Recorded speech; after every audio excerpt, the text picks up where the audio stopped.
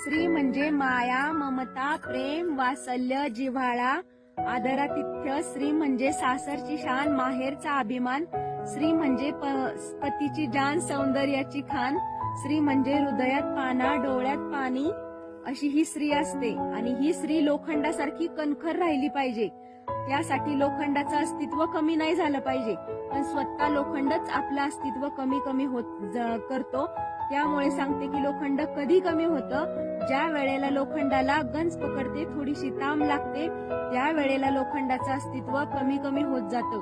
म्हणून स्त्रीनी आजच्या दिवशीसाठी नव्या उमेदीने नवे विचार घ्यावेत आणि बुरसटलेले विचार डोक्यातून काढून टाकावेत आणि नव्या विचाराने चांगल्या उमेदीने जगलं पाहिजे आणि लोखंडासारखं कणखर राहायला पाहिजे.